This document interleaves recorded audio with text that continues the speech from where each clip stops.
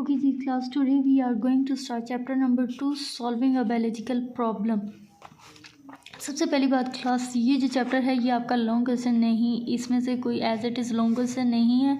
Short questions इसमें से ज़्यादातर पूछे जाते हैं और काफ़ी सारे शॉर्ट क्वेश्चंस इसके अंदर बनते हैं। ठीक है, इस चैप्टर में काफ़ी सारे शॉर्ट क्वेश्चंस बनते हैं जो कि आपसे पूछे जा सकते हैं।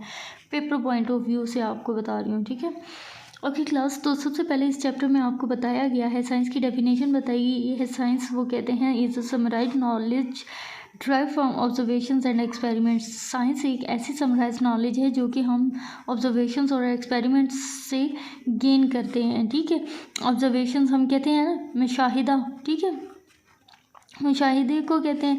तो जब हम किसी चीज़ का मुशाहिदा करते हैं तो उस पर एक्सपेरिमेंट्स करते हैं, तो जो हमारे पास नॉलेज आती है उसको हम साइंस कहते हैं। ठीक है, this experiments are carried out to determine the principles about the nature.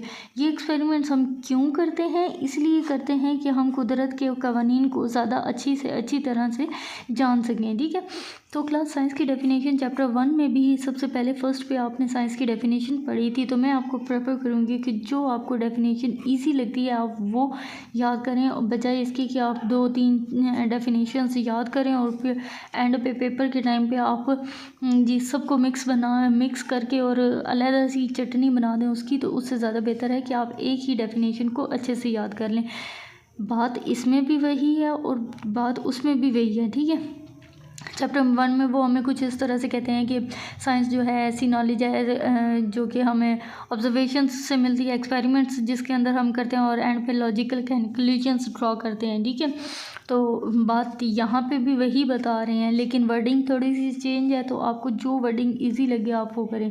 उसके बाद क्लास वो कहते हैं कि साइंटिस्ट कोई भी हो, चाहे केमिस्ट हो, चाहे वो बायोलॉजिस्ट हो या फिजिस्ट हो, ठीक है, वो इन साइंटिफिक मेथड्स को यूज़ करते हुए वो क्या करता है, थ्योरीज़ और लॉज जो हैं वो अपने बनाते हैं। मतलब कि कोई भी साइंटिफिक मेथड हो, कोई भी साइंटिफिक प्रॉब्लम हो तो उसके अंदर हम क्या करते हैं, सेम ही रूल्स जो हैं वो अप्लाई करते हैं और उन्हीं रूल्स को अप्लाई करते हुए हम उस प्रॉब्लम को सॉल्व आउट करते हैं। ठीक है, उसके बाद आपको नेक्स्ट पैराग्राफ में वो बताते हैं कि इस चैप्टर के अंदर हम क्या पढ़ेंगे, बायोलॉजिकल मेथड पढ़ेंगे और हम मलेरिया की स्टडी करेंगे as an example. Biological method की जो एक एग्ज़ाम्पल है मलेरिया, उसकी हम स्टडी करेंगे।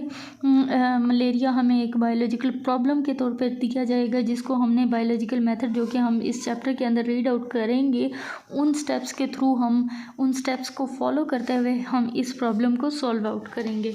बस जो पहला टॉपिक आ जाता है वो है बायोलॉजिकल मेथड। बायोलॉजिकल मेथड जो है वो क्या है? बायोलॉजिकल मेथड वो कहते हैं questions about living things have been provided problems that man has investigated to aid his own survival and satisfy to his desire to know. ठीक है, वो कहते हैं कि कोई भी चीज़ हम देखें, ठीक है, तो उसके बारे में हमारे माइंड में कोई ना कोई क्वेश्चंस आते हैं, तो उन क्वेश्चंस को हम सॉल्व करते हैं अपनी जो है वो कश्मकश वगैरह दूर करने के लिए और अपनी नॉलेज जो है उसके अंदर इजाफा करने के लिए हम क्या करते हैं, उनके ऊपर हम मुशाहिदे करते हैं, उनके बारे में सोचते हैं कि कोई भी चीज़ है कि ये ऐसा है तो ऐसा क्यों नहीं है, तो कि ऐसा है तो ऐसा क्यों नहीं है, क्यों ऐसा इंसान करता है कि satisfy his desire to know, कि उसे जानने की कुछ कश्मकश लगी रहती है। जैसे ही वो किसी चीज़ को देखता है तो उसके बारे में वो चाहता है कि मेरे पास इसके बारे में ज़्यादा से ज़्यादा नॉलेज हो। ठीक है, तो ये तो सिर्फ ऐसी एज इट इज़ उन्होंने बात बता दी है।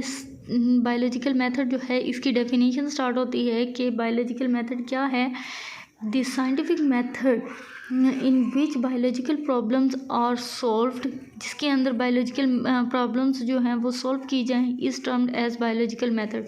बायोलॉजिकल मेथड कोई भी ऐसा तरीका है जिसके अंदर हम क्या करते हैं, बायोलॉजिकल साइंटिफिक प्रॉब्लम जो है, हमारे पास कोई भी प्रॉब्लम आ गया उसके अंदर उसको हम सॉल्व करते हैं, तो उसको हम बायोलॉजिकल मेथड कहते हैं। अब देखिए क्लास, अगर आप ज़रा सा गौर करें तो ये जो है एक्चुअली ये साइंस ही है ना, बायोलॉजी एक साइंस ही है ना, तो हम इसको साइंटिफिक मेथड क्यों नहीं कह रहे हैं, हम यहाँ पे बायोलॉजिकल मेथड क्यों लगा रहे हैं? क्योंकि बायोलॉजिकल मेथड वो होगा जो हमारे माइंड में कोई भी ऐसा क्वेश्चन अराइज होगा जो कि लिविंग ऑर्गेनिजम्स के अबाउट होगा, ठीक है। बायो का मतलब लाइफ है ना, ठीक है। तो लाइफ के कोई भी लिविंग ऑर्गेनिज्म होगी उसके अबाउट हमारे माइंड में जो भी क्वेश्चन आएगा, तो उस क्वेश्चन को सॉल्व करने के लिए, उस कश्मकश को दूर करने के लिए हम जो मेथड यूज़ करेंगे तो उसको हम बायोलॉजिकल मेथड बोलेंगे। ये जो है ये आपकी बायोलॉजिकल मेथड की डेफिनेशन यहाँ से लेके यहाँ तक आ जाएगी, ठीक है। अगर वो आपसे 2 नंबर का क्वेश्चन पूछेंगे बायोलॉजिकल मेथड क्या है, 2 नंबर के क्वेश्चन में मैं आपको बता रही हूँ, ठीक है। अगर 2 नंबर का क्वेश्चन आपके पास आता है कि बायोलॉजिकल मेथड क्या है, तो यहाँ से लेके यहाँ तक आप डेफिनेशन लिखेंगे, टू द पॉइंट बात करनी है, ठीक है। ज़्यादा लंबी चौड़ी गप्पें आपने इसके अंदर नहीं करनी, ठीक है।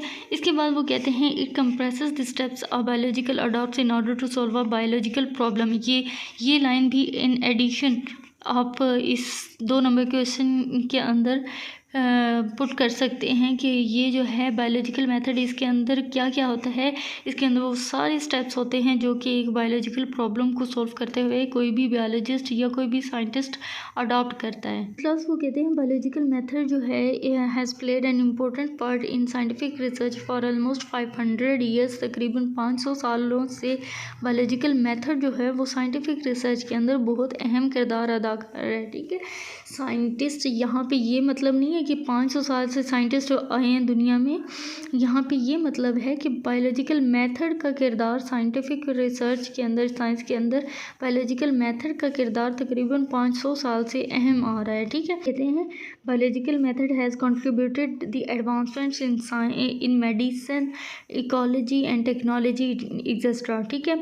वो कहते हैं मेडिसिन में आ जाए या इकोलॉजी में या टेक्नोलॉजी में, जहाँ पे भी हम बात कर रहे हैं बायोलॉजिकल मेथड जो है वो अहम किरदार अदा कर रहा है। Biological method also ensures the quality of data for public use, कि हम पब्लिक के यूज़ के लिए कोई भी चीज़ प्रोवाइड कर रहे हैं तो उसके अंदर किसी भी चीज़ की क्वालिटी जो है उसकी यकीन दहानी कराता है। कौन? बायोलॉजिकल मेथड के ज़रिए हम किसी भी चीज़ की यकीन दहानी कर सकते हैं और ये बता सकते हैं कि ये पब्लिक यूज़ के लिए बेहतर होगी या नहीं होगी चीज़, ठीक है। नेक्स्ट क्लास इस बॉक्स के अंदर अगर आप देखें तो वो कहते हैं man has always been a biologist. इंसान जो है वो हमेशा से ही या शुरू से ही एक बायोलॉजिस्ट रहा है। यहाँ पे मैन का मतलब आदमी नहीं है, मैन का मतलब है इंसान, ठीक है। He had to be a biologist in order to live, उसको ज़िंदा रहने के लिए एक बायोलॉजिस्ट बनना पड़ा, ठीक है। शुरू से ही इंसान जो है वो एक बायोलॉजिस्ट है। और क्यों बायोलॉजिस्ट है? क्योंकि ताकि वो अपने सर्वाइव कर सके, ठीक है। फॉर एग्ज़ाम्पल, अच्छा एग्जाम्पल मैं आपको आगे देती हूँ। In early history he was a hunter of animals and gathers of the fruits, seeds, roots etcetera, ठीक है। वो कहते हैं कि शुरू में वो क्या था, इंसान शुरू में क्या था, एक शिकारी था, ठीक है।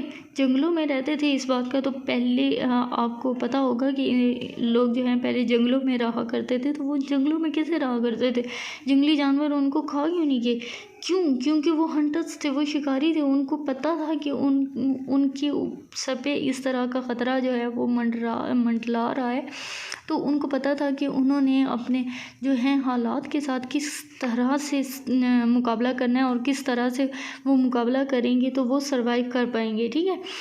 The more he knew about animals and their habitat, the more successful hunter he was। जितना उसके पास ज़्यादा नॉलेज होता था किसके बारे में, एनिमल्स और उनके हैबिटेट के बारे में, उनके मस्कन के बारे में, कि वो ये इस तरह का एनिमल है तो ये कहाँ पे पाया जाएगा, तो उतनी ज़्यादा उनकी जो है शिकार जो है वो आसान हो जाता था। मतलब कि अगर किसी को पता होगा कि जंगल में किस एरिया में हम जाएंगे तो हमें शेर मिलेगा, अगर जंगल में हम ऐसे ही घूमते रहेंगे तो हमें कौन सा जानवर मिल जाएगा सामने, ठीक है। या जंगल में हम किस रुख को जाएंगे तो उस साइड पे उनके हैबिटेट के बारे में हमें पता होगा, तो हम इजीली जो है वो उस एनिमल को फाइंड कर सकेंगे और उसको हंट कर सकेंगे, शिकार कर सकेंगे। तो जितना उसको नॉलेज होगा उतना वो सक्सेसफुल हंटर होगा। The more he knew about plants the better he distinguish between the edible and non edible plants. ठीक है, तो जितना उसको प्लांट्स के बारे में पता होगा उतना उसके लिए आसान होगा कि कौन से प्लांट्स जो हैं वो खाए जाने वाले हैं, कौन सी चीज़ें ना खाई जाने वाली हैं। ठीक है, अच्छा क्लास थोड़ा सा गौर करें, ये आपको एग्जांपल इस तरह से क्यों दे रहे हैं। ये हाँ, आप अगर कभी आपने डिस्कवरी चैनल्स वगैरह देखे हों, थोड़ा सा आपका गुजर हुआ हो तो आप देखते होंगे कि वो जंगलों में ऐसे ही लोग फिर रहे होते हैं। ठीक है, तो वो क्या करते हैं, उनको सारी चीज़ों की नॉलेज होती है। ठीक है, वो उनको पता होता है कि हम किस साइड पे जाएंगे और हमें कौन सा जानवर कहाँ पे मिल सकता है। ठीक है, उसके अलावा जंगल में उनके इतने इतने दिन आ जाते हैं जंगल में। ठीक है, ऐसे सुनसान रास्तों में, तो उनको पता होता है कि ये जंगल में कोई जड़ी बूटी उनको मिल गई है, तो उसमें से कौन सी जो है चीज़ वो खाने वाली होगी, कौन सी ना खाने वाली होगी, उनके लिए नुकसानदेह होगी। तो ये सारी चीज़ें बातें जो हैं उनको पता होती हैं। ठीक है, और इसीलिए दूसरी तरफ ये भी बात आ जाती है कि वो कहते हैं कि भी अगर एक बंदा जिसने ये बायोलॉजिकल मेथड और साइंस वगैरह सारा कुछ स्टडी करा हो, तो उसके मुकाबले में कोई भी एक हंटर जो है, वो शिकारी जो है, उसको ज़्यादा नॉलेज होगी, क्योंकि वो अपनी ज़िंदगी जो है इन्हीं चीज़ों में गुजार चुके हैं।